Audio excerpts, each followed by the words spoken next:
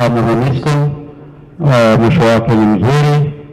Sikutaka ni kuinua hapo, lakini utakuja kumalizia. Naomba sasa kwa ridhaa yako niwaite makadhi wetu wa pande zote mbili, pande wa kule Mbeya pamoja na Njombe, mikoa miwili majirani hao, waje watusomee maazimio ya haya yote tuliyofanya. Na kwa nini tunasema watusomee maazimio? Maazimio haya yameandaliwa asubuhi na jopo la mashehe mlioongea hapa, lakini baada ya hapo tumeyachapa haraka. Kwa hiyo hayakuandaliwa na taasisi moja, yameandaliwa na taasisi zote. Tusikilize kwa makini maneno mafupi yaliyoandaliwa kama maazimio, alafu baada ya hapo mwenyekiti utakuja kutuhitimishia kwa maneno maalum. Karibu sana.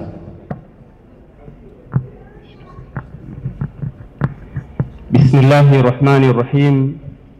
Maazimio ya viongozi 160 wa taasisi za Kiislamu kwenye kongamano la kitaifa la viongozi wa taasisi za Kiislamu tarehe 4 mwezi wa 12 mwaka 2025.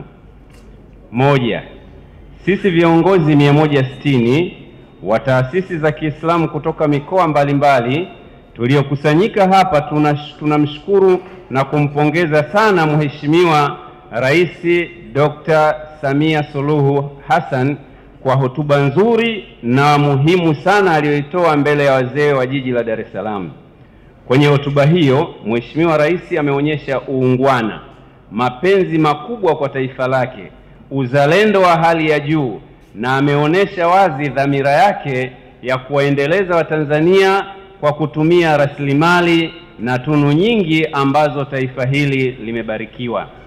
Namba 2, tunawasihi sana Watanzania wote wa dini, makabila na itikadi zao kusimama nyuma ya rais wetu na kumuunga mkono, huku wakitambua kwamba kiongozi wa taifa lolote anapokuja na mipango na mikakati kabambe kuongeza kasi ya kuliendeleza taifa na kuboresha maisha ya wananchi hukabiliwa na upinzani mkubwa.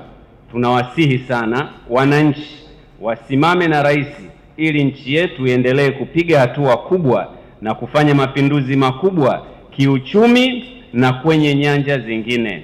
Namba 3, tunawaomba maimamu wote kote nchini, mijini na vijijini, maimamu wa misikiti ya taasisi na madhehebu yote watumie hotuba za Ijumaa kwenye misikiti yote Tanzania kuanzia kesho tarehe 5 mwezi wa 12 2025, kuwasihi wa Tanzania kuendelea kuwa watulivu, kuendeleza upendo ambao ndio asili yao, na kuepuka kubaguana kwa msingi wowote ule, na kukataa kutenganishwa na kutumika kuharibu amani yetu. Maimamu na viongozi wa taasisi za Kiislamu watumie swala hizo za Ijumaa na kila mkusanyiko kuelimisha Waislamu na Watanzania kwa ujumla kuepuka na kuepusha vurugu za aina yoyote, na kila mwanajamii amnasihi mwingine kwa lugha inayojenga isiyo na viashiria vya uchochezi. Namba 4, viongozi wa taasisi zote za Kiislamu nchini waweke mkakati maalum kuwakumbusha na kuwanasihi Waislamu na Watanzania kuwapenda viongozi wao na kuwatii, huku wakiamini utii kwa viongozi ni ibada adhimu.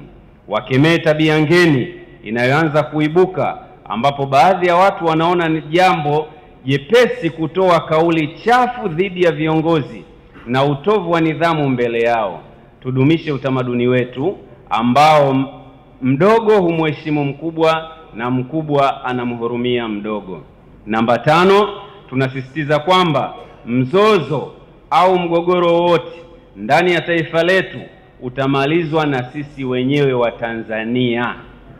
Narudia hapo, tunasisitiza kwamba mzozo au mgogoro wote ndani ya taifa letu utamalizwa na sisi wenyewe wa Tanzania kwa kukaa chini pamoja. Kukaa pamoja kutapanda mbegu ya maelewano na kuzaa matunda ya amani na upendo. Tunakariri kwa sauti pana kwamba nchi yetu ina dini na makabila mengi, lakini sisi wote ni Watanzania na nchi yetu ni moja. Mwenyezi Mungu ibariki Afrika, ibariki Tanzania, wabariki raia na viongozi wa Tanzania. Tubariki na utushike mkono sisi tuliokusanyika hapa na kila anayetakia mema nchi yetu. Shukran. Amin. Assalamu alaikum wa rahmatullahi wa barakatuh.